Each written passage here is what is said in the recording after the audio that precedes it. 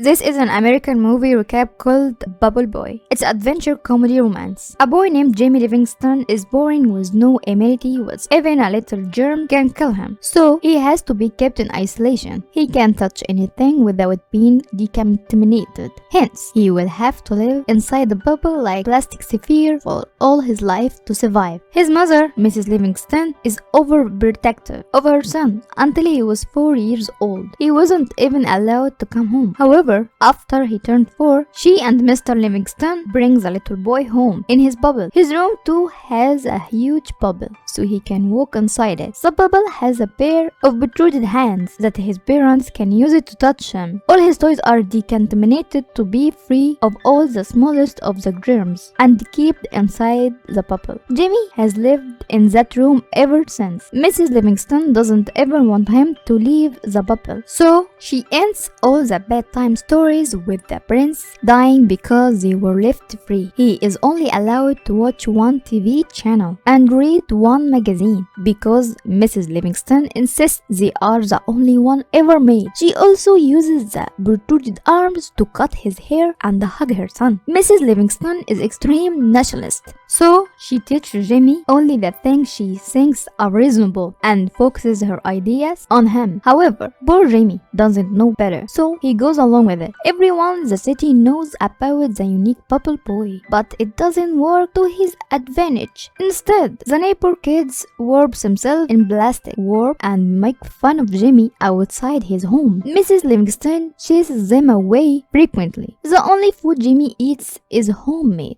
A decontamination system has been placed in a plastic tape where Mrs. Livingston places food to kill the germs before Jimmy can fetch it. Jimmy is now 16 years old. He narrates that he grew up like any other kids and is happy when he gets an electrical guitar instead of a car. Until one day, he is at his window when he sees a new girl his age named Chloe moving into his neighborhood. He has grown to like the girl but can't do anything about it. More so, he doesn't know anything about love or girls. His mother senses his infatuation and recites the story to Jimmy about a boy who died because he touched the next door whore. For the next few years, Jimmy watches Chloe through his windows a lot. She also notices him watching her. He narrates that he knows something is happening to him, but he doesn't know what. One morning, he wakes up with an erection and is petrified. Unknowing to the concept, he hits himself with a bat. He cries and to call his mother. Mrs. Livingston comes in and make him repeat the Pledge of Allegiance until he calms down. Chloe has a group of popular friends who make fun of Jimmy, calling him the bubble boy. She seems to be defensive towards him. One day, she knocks on the Livingston door and Mrs. Livingston lets her in. She sees a system of plastic tubes all around the house and is fascinated. She follows the tubes and reaches Jimmy's room. Jimmy is surprised and nervous because his mother is the only woman he had talked to. Chloe talks to him and tells him she liked his guitar. Jimmy tries teaching her to play with the protruded hands. He starts reciting the Pledge of Allegiance in the middle of it. Starting that day, the two hung out together every day. Mrs. Livingston doesn't like their friendship but can't do anything about it. A montage of them spending time together follows. She gave him a guinea pig inside a bowl for his birthday and even brings kids inside his room for Halloween. One night on her birthday, a drunk Chloe sneaks inside Jamie's room through the windows. She tries getting inside the bubble, claiming she can't stay away from him anymore. However, she passes out before she can go in. The scene cuts to Chloe's prom night. Her perverted boyfriend Mark comes to pick her up and Jimmy is devastated. Mark offers Jimmy a cigarette, but he doesn't know what it is. One night, Jimmy sees Mark and Chloe make out through his window. The very next day, Chloe comes into Jimmy's room and shows him her engagement ring. Mark had proposed to her to marry him. Their marriage is this weekend at Niagara Falls, and she has come to inform Jimmy. Jimmy is disappointed but doesn't show it in his face. She has also brought him a gift which she keeps inside his decontamination tube, but Jimmy ignored it. Instead, he gave her the guinea pig bag and asked her to go away. Chloe leaves with tears in her eyes. Later, Jimmy opens a gift and sees a snow globe with I love you written inside. Surprised, he screams her name and decided to go to Niagara Falls goal to stop the wedding. He works hard to make himself a portable bubble shield and is finally successful. Then he sneaks out of the house without his parents knowing. Jimin is happy to be running for the first time. He reaches the bus station and asks a person there for a bus ticket. However, Jimmy has forgotten to bring any money. Distressed, he tries to cross the road. When he is hit by a bus, he goes flying to the ground, but his bubble saves him. The people from the bus come out and offer to give him a ride. Jimmy happily accepts, but he gets to know that the people are part of a religious cult. When he points it out, they angrily throw him out of the bus. The cult group reaches their destination, where their leader announces a round man inside the globe to be the savior sent by God. The group realizes that Jimmy was their survivor and sets off to look for him to take him out the globe. Meanwhile, Jimmy meets a biker named Slim. Jimmy tells him about the love of his life marrying someone else. Slim is impressed and in turn tells him of his old girlfriend who he still loves named Wildfire. He then offers Jimmy a ride and both of them make their way to Nagiri Falls. At home, Mrs. Livingston finds Jimmy missing out and freaks out. Mrs. Livingston and her husband set out to look for Jimmy because the police would only do it after 24 hours of the disappearance. Elsewhere, Slim and Jimmy reach Vegas and stop to rest. They have a lot of fun at a casino, but Jimmy only has 2 days before the wedding, so he leaves Slim at the club, steals a scooter and runs away in it. After traveling for a while, Jimmy comes across his parents' car who tries to stop him from running. In a hurry, Jimmy gets into an accident, but thankfully his pupil bounces him into a running train. He escapes his mother but is now trapped in a train with a talent from a freak show. The freaks tell him about their boss, Dr. Freak, who keeps them captured and uses them in his freak show. Jimmy meets Dr. Freak, who happened to be a dwarf. He accidentally throws the man to the ground with his pupil and frees the other freak. When he continues his way to Niagara Falls, but he can hardly use a scooter anymore, so he goes to a restaurant to ask someone for a ride. There are a bunch of police officers bully a man named